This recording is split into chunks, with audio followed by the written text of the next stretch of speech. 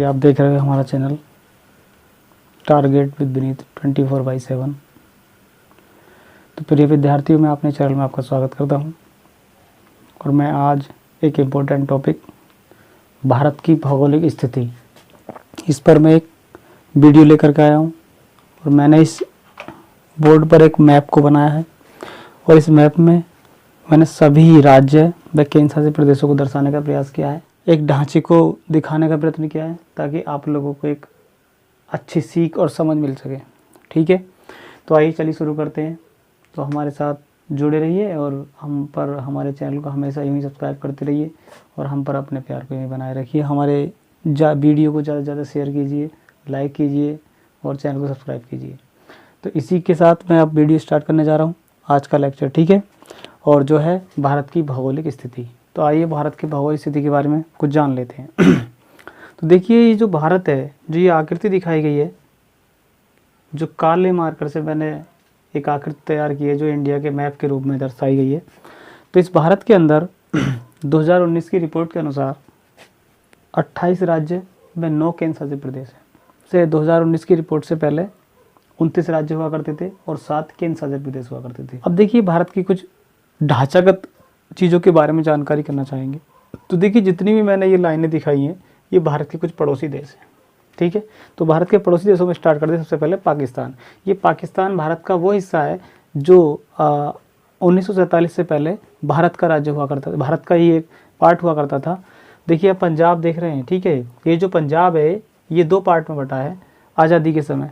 आधा पंजाब पाकिस्तान के पास है और आधा पंजाब भारत के पास है। ठीक है, तो देखिए, हम फिलहाल भारत की कुछ आसपास के पड़ोसी देशों के बारे में बात करें। तो रखने का एक क्रम होता है, एक डायरेक्शन होता है। ठीक है, इस डायरेक्शन चार्ट को हमेशा याद रखें। हमेशा ऊपर की दिशा में क्या होता है, नॉर्थ होता है, और नीचे की दिशा में होता है दक्षिण, जिसे कहते हैं साउथ। अब देखिए, लेफ्ट और राइट में होता है हमारा पूर्व और लेफ्ट में होता है हमारा पश्चिम।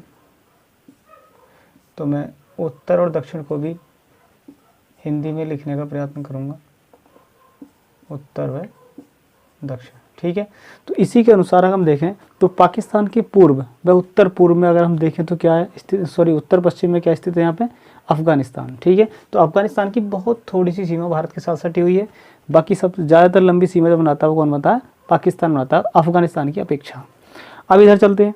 देखिए, हमारा जम्मू कश्मीर राज्य हुआ करता था पहले, जो केंद्र शासित प्रदेश था। देखिए, जम्मू कश्मीर में से जम्मू और कश्मीर को अलग कर दिया गया और लेह एक अलग राज्य बना दिया गया जो केंद्र शासित प्रदेश है, और जम्मू भी अब केंद्र शासित प्रदेश है। ठीक है, यहीं पर एक पार्ट हुआ करता था POK, जिसे कहते हैं पाक ऑक्यूपाई कश्मीर। ठीक है, जो था तो भारत का हिस्सा लेकिन पाकिस्तान के कब्जे में था, उसे कहते हैं POK। ऐसे इधर चीन के पास भी कुछ हमारा हिस्सा था जो हमारा अक्साई चीन कहलाता है। ये जो पार्ट था ये अक्साई चीन कहा जाता था, जो भारत का हिस्सा होने के बाद भी चीन के कब्जे में था। ठीक है, तो अब देखिए कुछ भारत के पड़ोसी देशों के बारे में बात कर लेते हैं। तो देखिए, ये जो राज्य देख रहे हैं आप, ये जो देश देख रहे हैं, ये उत्तराखंड है और ये हमारा सिक्किम है। ठीक है, सिक्किम और उत्तराखंड के बीच जो पार्ट है, ये सारा का सारा विस्तृत भाग क्या है, एक नेपाल देश पड़ता है। सिक्किम से ये अरुणाचल प्रदेश है, इनके बीच में जो पार्ट पड़ता है ये हमारा भूटान देश है। ठीक है, ये भूटान है और ये हमारा नेपाल है। यहीं एक देखते हैं विस्तृत देश एक हमारा है, ये भारत के पड़ोसी देशों में चीन। ये भारत से कई गुना ज़्यादा बड़ा है, लेकिन यहाँ हम एक छोटे बोर्ड की होने के चलते हम इसको ज़्यादा विस्तृत दिखा नहीं सकते, क्योंकि हमें जो अध्ययन करना है वो भारत के राज्यों पर करना है। इसलिए हम चीन को एक छोटे से रूप में दर्शाने का प्रयास कर रहे हैं ताकि आप लोग चीन के बारे में मतलब भारत के पड़ोसी देशों के बारे में जान सको। ठीक है, अब देखिए इधर की तरफ अगर आए, म्यांमार। ठीक है, वैसे मैंने रेड मार्कर का प्रयोग किया है, लेकिन हो सकता है कि वीडियो में रेड कलर अच्छे से ना दिख रहा हो, लेकिन मैंने प्रयास किया है कि रेड कलर से अच्छे से दिखा सकूं, रेड मार्कर से, ताकि आप लोग समझ सको। ठीक है, तो जो भी भारत के पड़ोसी राज्य देश हैं, ये हमारा म्यांमार। ठीक है, ये पड़ता है हमारा म्यांमार देश। ठीक है, ये हमारा पड़ता है बांग्लादेश, और ये हमारा श्रीलंका जो द्वीप के रूप में स्थित है। ठीक है, तो भारत के पड़ोसी देशों के बारे में अगर बात करें तो 1 2 3 4 5 6 7, अगर नाम से के साथ देखें तो एक पाकिस्तान, अफगानिस्तान, चीन, नेपाल, भूटान, म्यांमार और बांग्लादेश।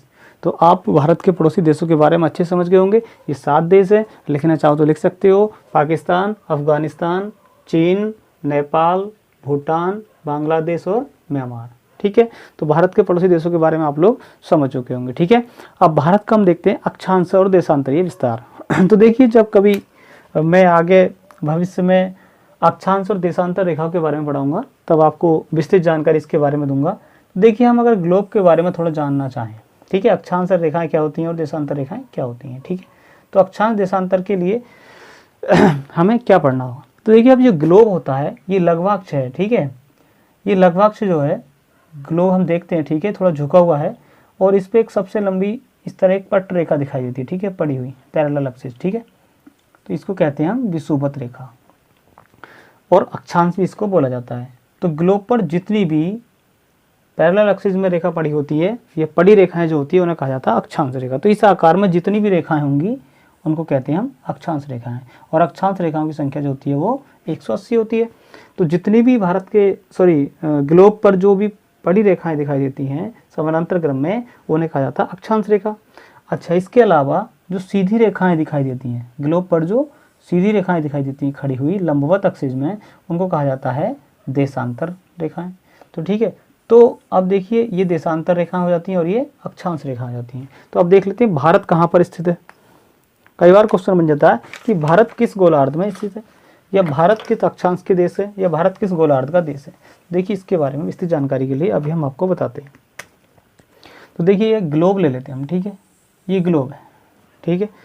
अब इस ग्लोब पर हम दर्शाने का प्रयास करेंगे ये हमारा अक्षांश रेखा, ठीक है, 0 डिग्री अक्षांश, 0 डिग्री विषुवत, 0 डिग्री विषुवत है। अब यह 0 डिग्री देशांतर है, ठीक है, देशांतर मैं बनाता हूँ, ये देशांतर 0 डिग्री है।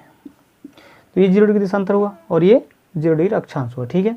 तो 0 डिग्री अक्षांश और देशांतर में हम अगर हम भारत की स्थिति, तो भारत की स्थिति यहाँ होती है कहीं ना कहीं, ठीक है, इस तरह ये भारत दिखाई देता है, ठीक है, एशिया महाद्वीप में। तो भारत किस गोलार्ध में स्थित है? क्योंकि देखिए, जब मैंने अक्षांश रेखा को खींचा है, 0 डिग्री अक्षांश को खींचा, तो भारत उत्तर और दक्षिण, तो उत्तर की ओर उत्तरी अक्षांश, दक्षिण की ओर दक्षिणी अक्षांश। वैसे अगर मैं देशांतर की बात करूं, अब मैंने 0 डिग्री देशांतर खींच दिया, तो 0 डिग्री देशांतर के बाद भारत इधर पहुंच जाता है, किधर, ये इधर हमारा पूर्वी देशांतर, इधर हमारा पश्चिमी देशांतर। तो भारत किस गोलार्ध के अंदर है? उत्तरी पूर्वी गोलार्ध के अंदर है। तो भारत किस गोलार्ध के अंदर? हमारा उत्तरी पूर्वी गोलार्ध के अंदर है। बस हमें यहाँ इतना ही समझना था, ठीक है। बाकी इसकी विशेष चर्चा आगे अगले टॉपिक में की जाएगी, ठीक है। अब देखिए, भारत का विस्तार देखते हैं, अक्षांशीय विस्तार ये और देशांतरीय विस्तार ये। अब इस पर चर्चा कर लेते हैं, ठीक है। देशांतरीय विस्तार ये जो खड़ी रेखाएं होंगी और जो अक्षांशीय विस्तार जो पड़ी रेखाएं होंगी, ठीक है। तो देखिए, अगर भारत के अक्षांशीय विस्तार की बात करें तो 8 डिग्री 4 मिनट उत्तरी अक्षांश से 37 डिग्री 6 मिनट उत्तरी अक्षांश के मध्य भारत का अक्षांशीय विस्तार पाया जाता है। अब देशांतर की बात अगर करें तो 68 डिग्री 7 मिनट से 97 डिग्री 25 मिनट पूर्वी देशांतर के मध्य भारत का विस्तार पाया जाता है, ठीक है। तो देशांतरीय विस्तार 68 डिग्री 7 मिनट पूर्वी देशांतर से 97 डिग्री 25 मिनट पूर्वी देशांतर के मध्य। जबकि अक्षांशीय विस्तार की अगर बात करें तो 8 डिग्री 4 मिनट उत्तरी अक्षांश से 37 डिग्री 6 मिनट उत्तरी अक्षांश के मध्य भारत का विस्तार पाया जाता है। अब भारत के अंदर हम चलते हैं, ठीक है। अब देखिए, भारत के कुछ प्रमुख राज्यों के बारे में चर्चा करेंगे और भारत से गुजरने वाली कर्क रेखा के बारे में बात करेंगे और कुछ अन्य जानकारी भी आपको देंगे, ठीक है। तो अब हम बात करते हैं भारत के प्रमुख राज्यों के बारे में। अब देखिए, भारत जो है ये 3 ओर से समुद्र से घिरा हुआ है, ठीक है। तो इधर हमारा पड़ता है बंगाल की खाड़ी, जिसे आप अच्छी भांति ये भली प्रकार से आप देख चुके होंगे, ठीक है। ये है बंगाल की खाड़ी या बे ऑफ बंगाल इंग्लिश में बोला जाता है, ठीक है। इधर हमारा पड़ता है एक महासागर, ठीक है, जिसे कहते हैं अरब सागर। इधर पड़ता है हमारा अरब सागर। अगर नीचे की बात करें तो पड़ता है हमारा हिंद महासागर, ठीक है। तो नीचे हिंद महासागर है, इधर हमारा अरब सागर है, इधर हमारा बंगाल की खाड़ी है। तो देखिए, ये हमारा पश्चिम बंगाल है। ये पश्चिम बंगाल से लेकर के गुजरात तक का जो सिरा है, या यहाँ से लेकर यहाँ तक के जितने भी राज्य हैं वो सारे के सारे राज्य क्या होंगे? समुद्र के साथ सीमा बनाते होंगे, ठीक है। जैसे गुजरात हो जाता है हमारा, ये गुजरात भी समुद्री सीमा बनाता है। ये गुजरात में कच्छ की खाड़ी पड़ती, ठीक है। गुजरात के बाद जो नीचे का क्षेत्र पड़ता है ये आता है हमारा महाराष्ट्र का क्षेत्र, ये भी समुद्री सीमा बनाता है, महाराष्ट्र, ठीक है। और महाराष्ट्र के बाद जो एक छोटा सा पार्ट दिख रहे हैं ये हमारा गोवा। ये गोवा जो है एक बहुत छोटा सा राज्य है क्षेत्रफल की दृष्टि से, बहुत छोटा राज्य है, ठीक है। गोवा के बाद ये महाराष्ट्र हुआ, महाराष्ट्र के बाद ये छोटा सा पार्ट देख रहे हैं, ये क्या हुआ हमारा गोवा। गोवा के ठीक नीचे ये हमारा जो पार्ट देख रहे हैं ये है हमारा कर्नाटक। कर्नाटक के बाद जो ये देख रहे हैं आप, ये यहाँ से यहाँ तक, ये पार्ट किसका हमारा केरल का। केरल के अलावा ये किसका पार्ट हमारा, ये है हमारा तमिलनाडु, ठीक है। तो तमिलनाडु के बारे में आप देख चुके हैं कि ये तमिलनाडु का पार्ट है, ये केरल का क्षेत्र है। तो अगर भारत की हम बात करें तो भारत के उत्तर में जम्मू कश्मीर और दक्षिण में तमिलनाडु, ठीक है। उत्तर में जम्मू कश्मीर से लेकर दक्षिण में तमिलनाडु तक भारत का विस्तार पाया जाता है। ये उत्तर से दक्षिण का क्रम होता है, ठीक है। अगर उत्तर में देखें जम्मू कश्मीर, दक्षिण में देखें तो तमिलनाडु तक भारत का विस्तार है। अब तमिलनाडु से ऊपर चलते हैं, ठीक है। तो तमिलनाडु से ऊपर जो एक जिला राज्य देखने को मिल रहा है हमारा, ये हमारा आंध्र प्रदेश, ये हमारा आंध्र प्रदेश, ठीक है दोस्तों। ये आंध्र प्रदेश हो जाता है। राज्य बना है जिसका नाम है तेलंगाना। इसका गठन हुआ था जून 2014 में, ठीक है। इसका जो गठन हुआ है वो कब हुआ है, जून 2014 में, तेलंगाना, ठीक है। ये तेलंगाना देश है, सॉरी राज्य है भारत का, जिसका गठन जून 2014 में हुआ है, ठीक है। तो मैं नाम लिख देता हूँ तेलंगाना, ठीक है। तेलंगाना हो जाता है ऐसा हमारा, ठीक है। तेलंगाना के बाद तेलंगाना के साइड में ये देश, ये राज्य है, ये भी कोई राज्य है, ये भी कोई राज्य है। तो इन सभी राज्यों के बारे में बात करेंगे। ये तेलंगाना है और जो कटकर बना है हमारा आंध्र प्रदेश से, कर्नाटक से, ठीक है। और इसका जो गठन हुआ है वो हुआ जून 2014 में, ठीक है। जून 2014 में इसके गठन के पश्चात ये आंध्र प्रदेश से ऊपर का जो पार्ट पड़ता है ये पड़ता है हमारा उड़ीसा का, ठीक है। ये हमारा उड़ीसा राज्य है, ठीक है। उड़ीसा है, उड़ीसा से इधर जो राज्य पड़ता है इसको कहते हैं हम छत्तीसगढ़। ये हमारा छत्तीसगढ़ राज्य है, ठीक है। छत्तीसगढ़ है, छत्तीसगढ़ से सटा हुआ, छत्तीसगढ़ से सटा हुआ ये हमारा जो राज्य है इसे कहते हैं मध्य प्रदेश, जिसे कहते हैं हम एमपी शॉर्ट में अगर बोलना चाहे तो। अब देखिए इधर आ जाइए, ये उड़ीसा, उड़ीसा से जस्ट ऊपर ये पड़ता है हमारा झारखंड, जो बिहार से अलग हुआ है। ये है हमारा झारखंड, ठीक है। ये जो राज्य है ये बिहार से अलग हुआ, पहले कहीं बिहार का ही पार्ट हुआ करता था। जिस प्रकार से उत्तराखंड उत्तर प्रदेश का पार्ट था, उसी प्रकार से झारखंड भी बिहार का पार्ट था, उसी प्रकार से तेलंगाना भी आंध्र प्रदेश और कर्नाटक का भाग था, उसी प्रकार से झारखंड भी बिहार का पार्ट था, ठीक है। और झारखंड के जस्ट ऊपर क्या होता है हमारा बिहार, ठीक है। अब झारखंड के दाईं तरफ किधर चलते हैं, पूर्व दिशा में, तो ये हमारा पश्चिम बंगाल। ये देखिए पश्चिम बंगाल एक ऐसा राज्य है जो तीन राज्यों को, तीन देशों को स्पर्श करता है। पश्चिम बंगाल देखिए बांग्लादेश को स्पर्श करता है, इधर चलते हैं थोड़ा सा यहाँ आ जाते हैं, ठीक है। तो ये भूटान को स्पर्श करता है, इधर आते हैं थोड़ा सा तो ये नेपाल को भी स्पर्श करता है, ठीक है। तो पश्चिम बंगाल तीन देशों को स्पर्श करता है, बांग्लादेश, भूटान और नेपाल, ठीक है। तो पश्चिम बंगाल भी हो जाता हमारा। अब देखिए ये जो मैंने बड़ा सा डॉट बनाए हुए हैं ये हमारा नई दिल्ली है, जिसे कहते हैं राज्य राजधानी क्षेत्र एनसीआर, ठीक है। ये हमारी नई दिल्ली है, ठीक है। और ये जो एक राज्य देख रहे हैं जो हमारा अपना राज्य है जहाँ हम रहते हैं, उत्तर प्रदेश, यूपी। तो इस राज्य को विशेष प्रकार से लोग मतलब जो हमारे उत्तर प्रदेश राज्य के लोग हैं वो अच्छी तरह से अपना जो भी स्टूडेंट है वो देखें कि हमारा ये इतना जो पार्ट है ये सारा का सारा कहीं ना कहीं उत्तर प्रदेश का पार्ट है, ठीक है। और ये उत्तर प्रदेश के जस्ट ऊपर देख रहे हैं जो मैंने यूके से दर्शाया, ठीक है। तो उत्तर प्रदेश का एक पार्ट हुआ करता था उत्तराखंड। ये टोटल सारा का सारा उत्तर प्रदेश था। कब, 2000 से पहले, सन 2000 से पहले इसका ये पूरा का पूरा एक उत्तर प्रदेश था। उत्तराखंड भी उत्तर प्रदेश में शामिल था। तो 2016 में इसका अलग राज्य बनाया गया इसको, और इसका नाम दिया गया उत्तरांचल, ठीक है। उत्तरांचल के बाद 2007 में इसका नाम कर दिया गया उत्तराखंड। तो अब वर्तमान में हम इसे उत्तराखंड के नाम से जानते हैं। अब देखिए यूपी, और मैंने यूपी के बाद बताया दिल्ली, और दिल्ली के बाद ये जो क्षेत्र थोड़ा सा ये है हरियाणा का क्षेत्र, ठीक है। इसको कहते हैं हरियाणा, HR, हरियाणा हो जाता। अब एक राज्य देख रहे हैं, अब विस्तृत राज्य है और इसका नाम अभी कुछ नहीं दे पाए। तो देखिए ये सबसे बड़ा क्षेत्र दृष्टि से अगर राज्य है भारत के अंदर तो वह राजस्थान। तो ये हमारा RJ, जिसे कहते हैं राजस्थान, ठीक है। तो सबसे बड़ा राज्य अगर क्षेत्रफल की दृष्टि से भारत में है तो वो है राजस्थान। तो ये हमारा भारत का सबसे बड़ा राज्य राजस्थान है क्षेत्रफल की दृष्टि से, ठीक है। अब देखिए एक राज्य हम अभी यहाँ पर कम जगह होने के कारण नहीं लिख पाए भारत का, और इसका नाम है सिक्किम, ठीक है। इसका नाम भी आप भली पूर्वक समझ गए होंगे, इसका नाम क्या भैया, सिक्किम। तो देखिए अभी हम भारत के इन राज्यों के बारे में बात कर चुके हैं। अभी हमारे पूर्वी राज्य जो भारत के हैं, पूर्वोत्तर भारत के जो राज्य हैं, अभी वो शेष हैं। अभी उनके बारे में हम विशेष चर्चा करेंगे। ठीक है, तो देखिए ज़्यादातर दुविधा जो होती है कंपटीशन एग्जाम्स में वो इन राज्यों को लेकर के होती है। ठीक है, तो इन राज्यों पे हम अच्छे से फोकस करें और समझने का प्रयत्न करें तो कोई भी चीज़ भारी नहीं है और हम हर चीज़ को बड़ी आसानी से समझ पाएंगे। ठीक है, तो देखिए जैसा कि हम देख रहे हैं, ये एक पार्ट यहाँ से यहाँ तक और ये एक विस्तृत पार्ट यहाँ से यहाँ तक है। ठीक है, ये सारा का सारा जो पार्ट है ये देख रहे हैं। ठीक है, ये जो पार्ट है ये है असम का पार्ट, इसको बोलते हैं हम असम। तो ये एक पूर्वोत्तर राज्य जो है, इस पूर्वोत्तर राज्य में अगर कोई बड़ा राज्य है तो वो है हमारा असम।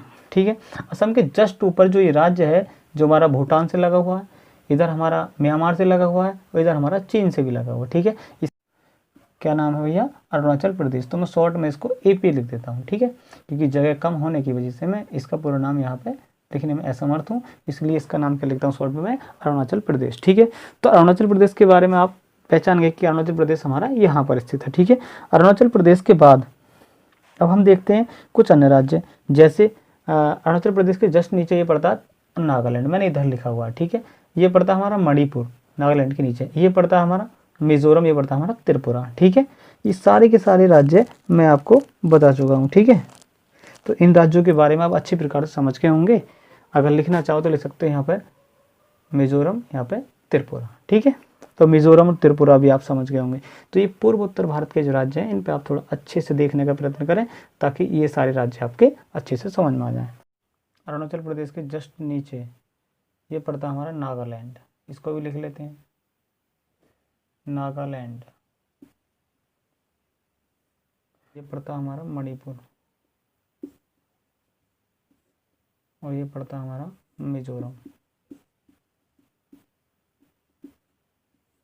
और ये पड़ता है हमारा त्रिपुरा।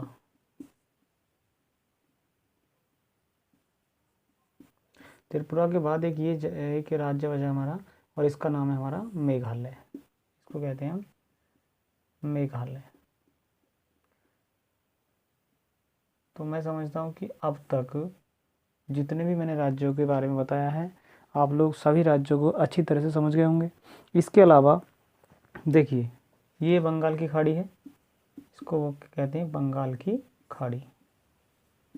इस बंगाल की खाड़ी में एक द्वीप है जिसका नाम है अंडमान निकोबार।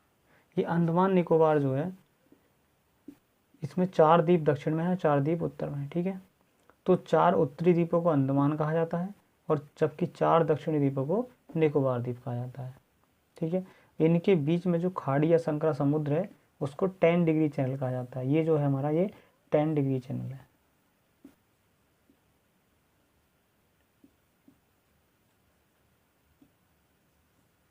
ये हमारा 10 डिग्री चैनल अंडमान और निकोबार द्वीपों को अलग करता है। उत्तरी के 4 द्वीप ये अंडमान कहलाते हैं, अंडमान द्वीप, जबकि दक्षिण के 4 द्वीप इनको हम निकोबार द्वीप कहते हैं। तो मैं समझता हूँ कि आप अंडमान निकोबार द्वीप को भी अच्छी तरह समझ गए होंगे। ये बंगाल की खाड़ी में स्थित है। जितने भी द्वीप होते हैं वो सब छिछले समुद्र में होते हैं और एक ऐसा भूभाग जो चारों ओर से समुद्र से घिरा हो उसे द्वीप कहा जाता है। ठीक है, तो ये अंडमान निकोबार जो द्वीप है वो इसी तरह के द्वीप है कि चारों ओर से समुद्री सीमा है इनके और चारों ओर से जल में है। ठीक है, तो इसीलिए इनको कहा जाता है अंडमान द्वीप और निकोबार द्वीप। तो द्वीप उसी भूभाग को कहा जाता है जो चारों तरफ से जल से घिरा हो। देखिए इधर एक जगह पड़ती है हमारी लक्षद्वीप, ये कई द्वीपों का समूह है, इसको बोलते हैं लक्षद्वीप। अंडमान निकोबार भी केंद्र शासित प्रदेश है और ये देखिए महाराष्ट्र और गुजरात के बॉर्डर पे मैंने एक काला काला डॉट बनाया हुआ है, ये भी एक हमारा केंद्र शासित प्रदेश है। इसका नाम है दादर नगर हवेली, दादर नगर हवेली, ये भी हमारा एक केंद्र शासित प्रदेश है। इसके अलावा एक तमिलनाडु में पड़ता है हमारा जो केंद्र शासित प्रदेश है, जो मैंने डॉट में दिखाया हुआ है, इसका नाम है पौंडीचेरी, इसका नाम है पौंडीचेरी। तो आप लोग द्वीपों के बारे में और भारत के पड़ोसी देशों के बारे में और भारत के समस्त राज्यों के बारे में अच्छी प्रकार से समझ गए होंगे। तो मैं इसी उम्मीद के साथ कुछ थोड़ा सा रफ करना चाहूँगा और इससे आगे की बात मैं आपको बताना चाहता हूँ। तो जो लोग स्क्रीनशॉट लेना चाहते हैं ले सकते हैं। ठीक है, मैं अब आगे इसको रफ करके कुछ और चीज़ समझाने की कोशिश करूँगा।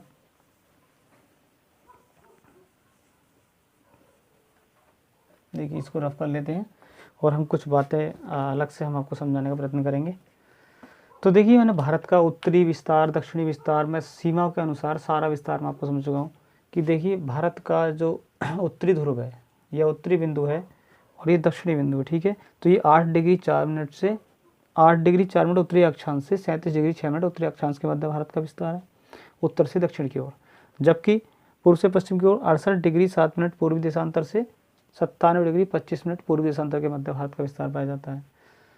अब देखिए एक भारत की मानक समय देशांतर रेखा है, ठीक है, जो 82.5 डिग्री है और ये इलाहाबाद के नैनी नामक स्थान से गुजरती है हमारे उत्तर प्रदेश में और ये 5 राज्यों को क्रॉस करती है, ठीक है। सबसे पहले उत्तर प्रदेश, फिर मध्य प्रदेश, छत्तीसगढ़, उड़ीसा और आंध्र प्रदेश, इन सभी राज्यों से होकर के ये रेखा जाती है 82.5 डिग्री देशांतर, ठीक है। ये 82.5 डिग्री जो देशांतर है ये हमारे भारत का मानक समय देशांतर है। इसी के अनुसार किसी देश भारत के समय का निर्धारण किया जाता है। अब देखिए भारत का जो विस्तार है कितने देशांतर के मध्य है, 68 डिग्री 7 मिनट और 97 डिग्री 25 मिनट। तो अगर इनको घटाया जाए 97 डिग्री 25 मिनट से 68 डिग्री 7 मिनट को, तो लगभग हमें 30 देशांतर प्राप्त होगा। तो भारत का जो विस्तार है वो 30 देशांतर के मध्य पाया जाता है। अब देख लेते हैं भारत का जो मानक समय है वो कितने देशांतर आगे हो सकता है। तो देखिए हमको पता है कि भारत का जो विस्तार है कितने देशांतर के मध्य, 30 देशांतर के मध्य पाया था। कि अक्षांश रेखा की बात करें तो 8 डिग्री 4 मिनट उत्तरी अक्षांश से 37 डिग्री 6 मिनट उत्तरी अक्षांश के मध्य भारत का विस्तार पाया जाता है। भारत की मानक देशांतर रेखा जो 82.5 डिग्री है, जो इलाहाबाद के नैनी नामक स्थान से गुजरती है और भारत के 5 राज्यों से होकर गुजरती है, उत्तर प्रदेश, मध्य प्रदेश, छत्तीसगढ़, उड़ीसा और आंध्र प्रदेश, ठीक है। इन राज्यों से होकर के 82.5 डिग्री, जिसे GMT कहते हैं, ग्रीनविच मीन टाइम रेखा। तो हमारी GMT रेखा जो 82.5 डिग्री वो उत्तर प्रदेश के इलाहाबाद में नैनी नामक स्थान से होकर के गुजरती है, जिसके मतलब इसी रेखा के द्वारा हम पूरे भारत के समय का निर्धारण करते हैं, ठीक है। अब देखिए भारत के अगर क्षेत्रफल की बात करें तो जो भारत का क्षेत्रफल टोटल एरिया है, टोटल जो एरिया है वो 32,87,263 या 496 या 469, ऐसा कुछ कई किताबों में आपको देखने को मिलेगा। तो आप 32,87,000 याद रखेंगे, ठीक है। इसके बाद 469 भी हो सकता है, 400 भी हो सकता है, 500 भी हो सकता है, ठीक है। तो इतने किलोमीटर स्क्वायर एरिया में हमारा भारत का क्षेत्रफल है, 32,87,263 या 496 किलोमीटर स्क्वायर, ठीक है। ये टोटल एरिया है भारत का। अगर मैं भारत की जलीय सीमा और स्थलीय सीमा की बात करूं तो भारत की जो स्थलीय सीमा है, जो यहाँ से गुजरात से लेकर के इधर पश्चिम बंगाल तक जो हमारी सीमा है यहाँ तक, ठीक है, ये 15,200 किलोमीटर है जो भारत की स्थलीय सीमा है। तो अगर मैं स्थल सीमा की बात करूँ तो जो स्थल सीमा है वो कितनी हमारी 15,200 किलोमीटर। तटीय सीमा की अगर बात करें तो जो तटीय सीमा है वो 6100 किलोमीटर है हमारी तटीय सीमा, 6100 किलोमीटर, ठीक है। और अगर द्वीपों सहित तट की बात करें तो द्वीपों सहित जो तटीय सीमा है वो हमारी 7,516 किलोमीटर, ठीक है। तो द्वीपों सहित अगर पूछे कहीं पर भी तो द्वीपों सहित तटीय सीमा हमारी 7,516 किलोमीटर, जबकि तटीय सीमा की जो मुख्य भूभाग की तटीय सीमा है वो 6100 किलोमीटर। 6100 किलोमीटर कहाँ से, गुजरात से लेकर के पश्चिम बंगाल तक जो हमारे 9 भारत के तटीय राज्य हैं, इन राज्यों की जो तटीय सीमा है वो 6100 किलोमीटर है। जबकि द्वीपों सहित जैसे अंडमान निकोबार द्वीप, इधर तुम्हारा लक्षद्वीप और भी कई सारे द्वीप हैं, उन सब द्वीपों की जलीय सीमा लगाने के बाद टोटल अगर जोड़े सबको तो 7,516 किलोमीटर के समथिंग हो जाती है, ठीक है। तो अब जलीय स्थलीय सीमा के बारे में भी आप समझ गए होंगे। तो मैं एक बार इसको रफ कर देता हूँ और फिर हम कुछ और चीज़ समझने की कोशिश करेंगे। देखिए भारत के समस्त राज्यों के बारे में आप समझ चुके हैं, ठीक है। अब देखिए भारत के जो पड़ोसी देश हैं उनके बीच जो बाउंड्री लाइन्स हैं उन लाइन्स के बारे में बात कर लेते हैं, ठीक है। तो देखिए ये भारत के बिल्कुल पड़ोसी सटा हुआ देश है, इसका नाम है पाकिस्तान, ठीक है। तो पाकिस्तान और भारत के बीच एक रेखा है, ठीक है, सीमा रेखा है, जिसके द्वारा हम अपनी सीमा का निर्धारण करते हैं। तो उस सीमा का नाम क्या है, इस सीमा का नाम है रेड क्लिफ रेखा, ठीक है। ये हमारी रेड क्लिफ रेखा है जो भारत और पाकिस्तान के मध्य है। तो मैं इस मार्कर से कम जमा कराया, दूसरे मार्कर से लिखने की कोशिश कर रहा हूँ, ठीक है। रेड क्लिफ, ये भारत और पाकिस्तान के मध्य जो सीमा है उसे कहते हैं हम रेड क्लिफ लाइन, ठीक है। तो रेड क्लिफ रेखा किन दो देशों के मध्य, भारत और पाकिस्तान के बीच। जबकि भारत और अफगानिस्तान के बीच जो रेखा है, अफगानिस्तान और पाकिस्तान के बीच भी कह सकते हैं इसको, और भारत और अफगानिस्तान के बीच भी कहते हैं, ये है हमारी डूरंड रेखा, इसको कहते हैं हम डूरंड रेखा। तो भारत अफगानिस्तान या पाकिस्तान और अफगानिस्तान के बीच जो सीमा रेखा है उसको कहते हैं डूरंड रेखा। इसका नाम भी हम जान चुके हैं, इसका नाम क्या है, डूरंड रेखा। अब देखिए अरुणाचल प्रदेश और चीन के बीच एक रेखा है, अरुणाचल प्रदेश और चीन के बीच जो रेखा है उसका नाम है मैकमोहन रेखा, मैकमोहन रेखा। तो हमारी अरुणाचल प्रदेश और चीन के जो मध्य है वो रेखा कौन सी, हमारी मैकमोहन रेखा। अब देखिए म्यांमार है और इधर हमारा बांग्लादेश है। तो बांग्लादेश और भारत के जो मध्य है उसको कहते हैं 3 बीघा कॉरिडोर, इसका नाम है 3 बीघा कॉरिडोर। तो हम समझ चुके हैं अच्छी तरह से कि भारत और बांग्लादेश के बीच जो सीमा रेखा है उसको कहते हैं 3 बीघा कॉरिडोर। चलिए एक बार दोबारा समझ लेते हैं। तो भारत और पाकिस्तान के बीच रेड क्लिफ रेखा, भारत अफगानिस्तान और पाकिस्तान अफगानिस्तान के बीच हमारी डूरंड रेखा, चीन और भारत की जो बीच रेखा है, चीन और जम्मू कश्मीर के बीच वो LOC लाइन ऑफ कंट्रोल। इधर चले हम तो अरुणाचल प्रदेश और चीन के बीच मैकमोहन रेखा, अगर इधर आए तो बांग्लादेश और भारत के बीच हमारी 3 बीघा कॉरिडोर, ठीक है। तो इनके बीच की सीमा रेखाओं के बारे में आप लोग समझ चुके होंगे। चलिए इनको रफ करते हैं और फिर आगे कुछ और समझने का प्रयास करते हैं।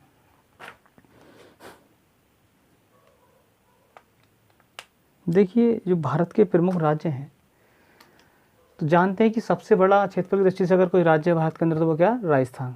राजस्थान के बाद मध्य प्रदेश, उसके बाद महाराष्ट्र और फिर चौथे नंबर पर आता हमारा उत्तर प्रदेश, ठीक है। तो क्षेत्रफल की दृष्टि से इनका क्रम ले लेते हैं, ठीक है। क्षेत्रफल की दृष्टि से इनका क्रम, तो क्षेत्रफल के अनुसार अगर क्रम लिया जाए तो सबसे पहले सबसे बड़ा राज्य क्या होगा हमारा, राजस्थान। राजस्थान के बाद उससे जो दूसरे नंबर का देश होता है, राज्य होता है, वो हमारा मध्य प्रदेश। इसके बाद तीसरे नंबर देश होता है हमारा महाराष्ट्र और चौथे नंबर पर आता है हमारा यूपी, ठीक है। तो अगर कहीं भी क्वेश्चन तार्किक रूप से बन जाता है कि बताइए चौथे नंबर का या चौथा क्षेत्रफल की दृष्टि से सबसे बड़ा राज्य कौन सा है या तीसरा सबसे बड़ा राज्य कौन सा है, तो महाराष्ट्र है। दूसरा पूछे तो मध्य प्रदेश, अगर पहला पूछे तो राजस्थान और चौथा पूछे तो उत्तर प्रदेश है।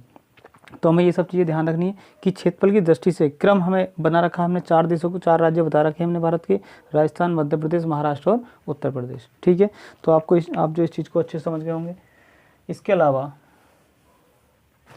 देखिए हमारे 3 राज्य भारत के ऐसे हैं जो 3 देशों को स्पर्श करते हैं या 3 देशों के साथ सीमा बनाते हैं। एक हमारा जम्मू कश्मीर है और हमारा पश्चिम बंगाल है, वेस्ट बंगाल, ठीक है। हमारा वेस्ट बंगाल है, जम्मू कश्मीर है और एक राज्य पड़ता है हमारा सिक्किम। ये देखिए नेपाल के साथ सीमा बनाता है, इधर भूटान का सीमा बनाता है, इधर चीन के साथ भी सीमा बनाता है। तो जम्मू कश्मीर, पश्चिम बंगाल और सिक्किम, ठीक है। ये 3 राज्य हैं भारत के जो 3 देशों के साथ सीमा बनाते हैं, ठीक है। तो जम्मू कश्मीर, ये है जम्मू कश्मीर, ठीक है। इधर हमारा अफगानिस्तान के, पाकिस्तान के साथ और इधर हमारा चीन के साथ भी सीमा बनाता है। तो 3 देश हो गए। इधर आइए अब देखिए सिक्किम को देखें, सिक्किम ये है हमारा, तो सिक्किम इधर नेपाल के साथ, इधर भूटान के साथ, इधर चीन के साथ भी सीमा बनाता है। अब आता हमारा पश्चिम बंगाल। पश्चिम बंगाल देखिए ये है पश्चिम बंगाल, तो ये बांग्लादेश के साथ, इधर हमारा नेपाल के साथ, इधर हमारा भूटान के साथ भी लगा हुआ है, ठीक है। क्योंकि ये जो सीधा पश्चिम बंगाल है वो ऐसे नहीं है, ये बल्कि घुमा हुआ इस तरह से यहाँ तक आता है ये, ठीक है। तो कह सकते हैं पश्चिम बंगाल भी हमारा 3 देशों की सीमा था, बांग्लादेश से, भूटान से और नेपाल से। तो 3 देशों के साथ सीमा बनाने वाले राज्य जम्मू कश्मीर, पश्चिम बंगाल और सिक्किम, ठीक है। तो आप ये बात भी समझ गए होंगे। चलिए कुछ आगे देखते हैं। तो 3 देशों के साथ सीमा बनाने वाले राज्य प्लस भारत के जो राज्य हैं उनका क्षेत्रफल की दृष्टि से क्रम, राजस्थान, मध्य प्रदेश, महाराष्ट्र और उत्तर प्रदेश, ठीक है। तो अगर पूछे तो उत्तर प्रदेश कौन से नंबर पर है, चौथे नंबर पर है, ठीक है, हमारा क्षेत्रफल की दृष्टि से। अगर क्षेत्रफल की दृष्टि सबसे छोटा राज्य देखें तो वो कौन सा होगा हमारा, गोवा। सबसे छोटा राज्य कौन सा होगा हमारा, ये गोवा। ये देखिए छोटा सा गोवा है हमारा, ये गोवा, ठीक है। इस क्षेत्रफल की दृष्टि सबसे छोटा भारत का राज्य अगर है तो वो क्या है, गोवा है, ठीक है। अगर जनसंख्या की दृष्टि से या जनसंख्या घनत्व की दृष्टि से देखें तो जनसंख्या की दृष्टि से अगर देखेंगे तो सबसे जो छोटा राज्य होगा वो हमारा सिक्किम, ठीक है। तो और केंद्र शासित प्रदेशों में अगर सबसे छोटा है तो वो हमारा लक्षद्वीप, ठीक है। तो इन सब चीज़ों के बारे में आप अच्छी प्रकार से इस वीडियो में मैंने समझाने का प्रयत्न किया है और आप सब लोग समझ गए होंगे। अच्छा, भारत की पूर्व से पश्चिम और उत्तर से दक्षिण लंबाई और देख लेते हैं, ठीक है। तो देखिए हमारा उत्तरी बिंदु जो है जिसे कहते हैं इंदिरा कॉल, और ये कहाँ पर है, जम्मू कश्मीर में स्थित है। दक्षिणी बिंदु जो मुख्य सीमा का वो हमारा कन्याकुमारी तमिलनाडु में स्थित है, ठीक है। तो उत्तर में इंदिरा कॉल से लेकर के दक्षिण में कन्याकुमारी तक, मतलब उत्तर से दक्षिण लंबाई जो भारत है, इस भारत की उत्तर से दक्षिण लंबाई ये हमारी है 3214 किलोमीटर। उत्तर से दक्षिण लंबाई जो भारत की है वो है 3214 किलोमीटर। जबकि अगर भारत की पूर्व से पश्चिम की ओर लंबाई देखें, पूर्व से पश्चिम की ओर मतलब इस तरह से लंबाई देखें, ठीक है। हमारा गुजरात में गौर माता एक बिंदु है, तो जो हमारे भारत का सबसे पश्चिमी बिंदु है, ठीक है। इस पश्चिमी बिंदु गुजरात में जो स्थित है गौर माता, यहाँ से लेकर के सबसे पूर्व में एक बिंदु स्थित है, यह स्थान है अरुणाचल प्रदेश में, इसका नाम है कीबुथ। तो पश्चिम में गौर माता से लेकर के पूर्वी बिंदु कीबुथ तक की जो लंबाई है वो हमारी 2933 किलोमीटर। तो भारत की ये उत्तर से दक्षिण लंबाई और ये पूर्व से पश्चिम लंबाई, ठीक है। तो पूर्व से पश्चिम की लंबाई क्या होती है 2933 किलोमीटर, और जबकि उत्तर से दक्षिण की लंबाई है हमारी 3214 किलोमीटर। अगर भारत के क्षेत्रफल की बात करें मैं बता चुका हूँ 32,87,263 किलोमीटर या 496 किलोमीटर, 469 किलोमीटर ऐसा कुछ देखने मिलेगा, लेकिन हमें 32,87,000 एग्जैक्ट ध्यान रखना है, ठीक है। तो ये भारत के क्षेत्रफल की बात हुई। भारत की उत्तर से दक्षिण लंबाई, पूर्व से पश्चिम लंबाई मैं सब बता चुका हूँ आपको, और आप ये सब चीज़ नोट करते रहे होंगे, और आप अगर इस तरह से नोट करेंगे तो अच्छी बात है। देखिए भारत का मुख्य भूभाग का दक्षिणी बिंदु अगर है तो उसका नाम है हमारा, ये पड़ता है कन्याकुमारी।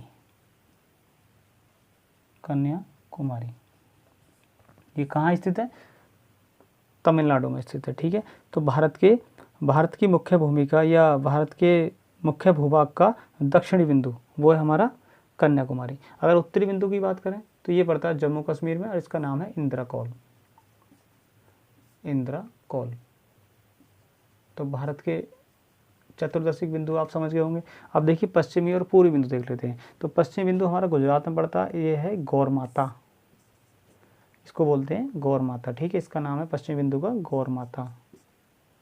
गौर मोता भी कहीं देखने मिलेगा, लेकिन ज़्यादातर गौर माता है, ठीक है। गौर मोता और गौर माता इनमें से कुछ भी मिलते हैं। अगर पूर्वी बिंदु की बात करें तो अरुणाचल प्रदेश में पड़ता है, और इसका नाम है कीबुथ।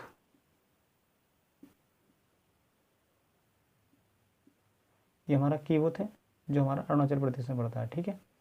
तो ये हमारा पूर्वी बिंदु कीबुथ अरुणाचल प्रदेश में स्थित है, पश्चिमी बिंदु गौर माता गुजरात में स्थित है, और दक्षिणी बिंदु कन्याकुमारी तमिलनाडु में स्थित है, और उत्तरी बिंदु इंदिरा कॉल जम्मू कश्मीर में स्थित है। इसके अलावा देखिए ये तो मुख्य भूभाग की बात हुई। इसके अलावा मैं थोड़ा रफ कर लेता हूँ, और यहाँ पे अंडमान निकोबार द्वीप समूह जैसे मैं पढ़ा चुका हूँ, आपको बता चुका हूँ। तो देखिए भारत का दक्षिणतम बिंदु अगर पूछा जाए, दक्षिणतम मुख्य भूभाग का अगर पूछता है तो कन्याकुमारी, या खाली दक्षिणतम बिंदु पूछा जाए तो ये अंडमान निकोबार जो द्वीप इस तरह से है, तो यहाँ पर पड़ता है इंदिरा पॉइंट। तो दक्षिणतम बिंदु हमारा इंदिरा पॉइंट है जो ग्रेट निकोबार में स्थित है। तो ग्रेट निकोबार सबसे निकोबार का दक्षिणी द्वीप है, ठीक है। सबसे दक्षिणी द्वीप जो है ग्रेट निकोबार,